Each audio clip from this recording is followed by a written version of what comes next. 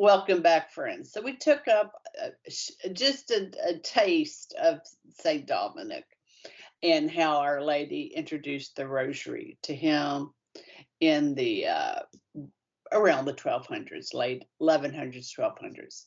So St. Bridget, according to Father O'Connor and other scholars, some consider St. Bridget to be the greatest prophet in the history of the church. Now, you got to listen to that, the history of the church. I didn't necessarily say salvation history, Right.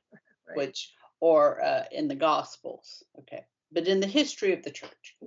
Some will consider her the greatest. She was chosen by God to communicate a salvific message to other people.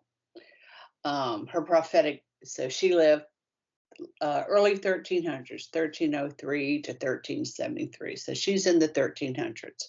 Her prophetic messages spread all over Europe and became such a controversial issue that the Council of Basel, and that was 1431 to 1439, appointed a commission to examine them. And in fact, there would be, if memory serves, at least one, perhaps two other church councils to take up this question. But in any case, it wasn't, when she comes on the scene, as it were, there were, of course, proponents, and then there would be detractors. Bridget's mystical experiences began when she's 11 years old. It's her prophetic ministry will come after she's been married, a mother of 8 children, and widowed at 40 years. After her husband's death, she divides her possessions amongst her children and the poor, and she went to live in a small house near a monastery. So there was a devotion to Our Lady of Sorrows. It's existed since the early centuries of the church. So it doesn't, people have meditated on the suffering of a mother. But it came into a particular focus in the 12th century when Our Lady appeared to the 7 founders of the Servite order, giving them a black garment as their habit and asking them to meditate on her sorrows. So now that it's the 1200s, now we're coming about 100 years now before Bridget. So here she comes. So in the 14th century, Our Lady revealed to St. Bridget of Sweden 7 special graces she would grant to those devoted to her sorrows.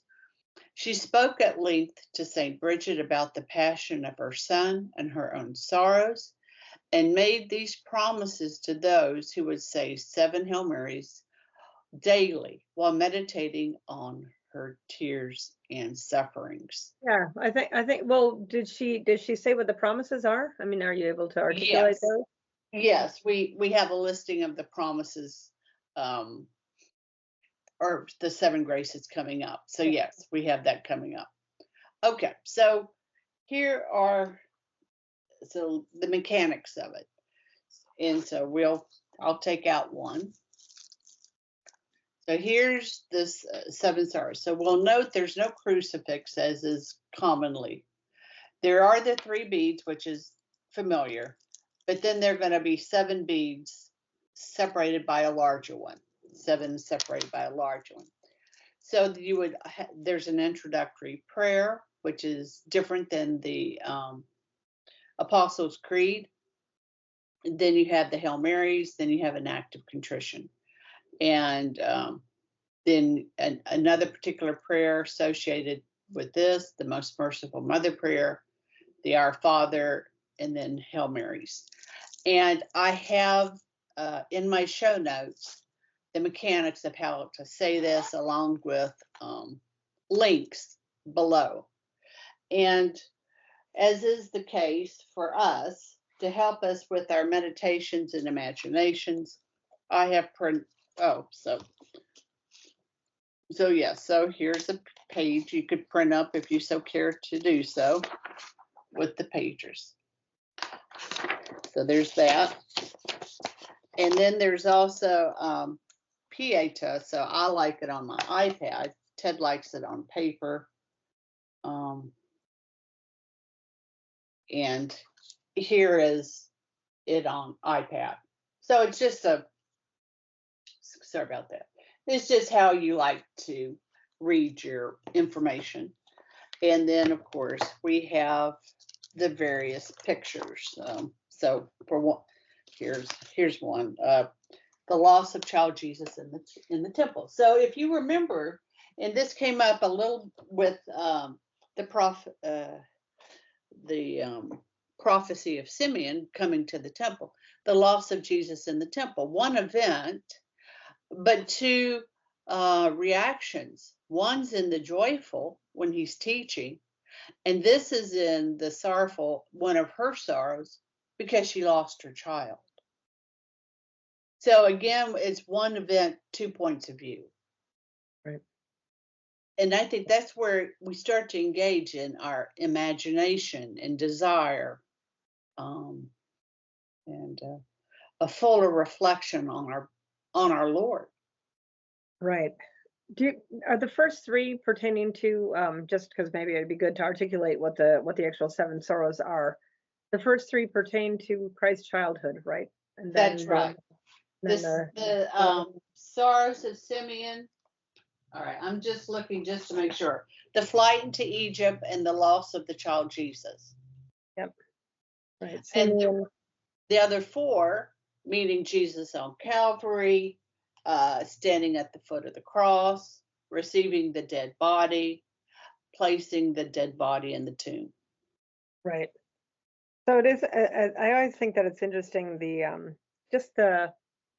It always seems that these prayers that have been given to us, prophetically, always have some level of, unity with them, right? So those first three mysteries, how we were talking about before, that engagement of thought, imagination, emotion, and desire. Those first three mysteries really do, I think, very clearly speak to the heart of a mother with a young child.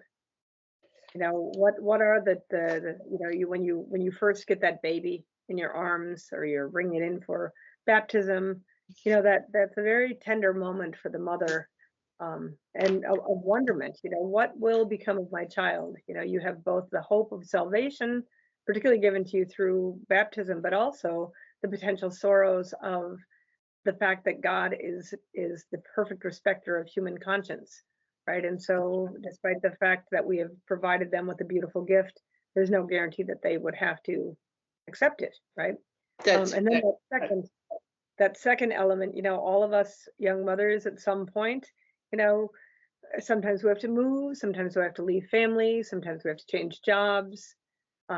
And Our Lady and the Holy Family really experienced all of that personally, more through persecution than perhaps, we ourselves would experience. But there are those so many changes that go through in the early motherhood, right? That you just kind of have to accept as part of those changes.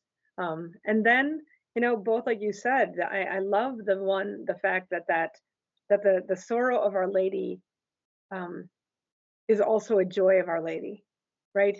She loses her son, but she finds him preaching. How beautiful that our Lord can't be outdone in generosity. So even her great sorrow at not being able to know where her son is more than compensated by the fact that she finds him, really in a profound element of doing God's will. So, and then the next four, are all about the crucifixion, and so personally, really personally, what Our Lady suffered there, right? Because whenever we do the Stations of the Cross, our perspective is really from our Lord, right? What does he see? But in these meditations, it really is one that a mother, I think, can enter into very, very deeply, imagining herself, if she had to ever, God forbid, suffer what Our Lady suffered in regards to losing a child like that. But it's just I just think that it is so evocative, particularly for the meditation of a mother. Very good. Exactly right. Let us pick up in the next episode with the graces or the promises attached to the recitation of the sorrowful Rosary of Our Lady. Till then, fides, oratio.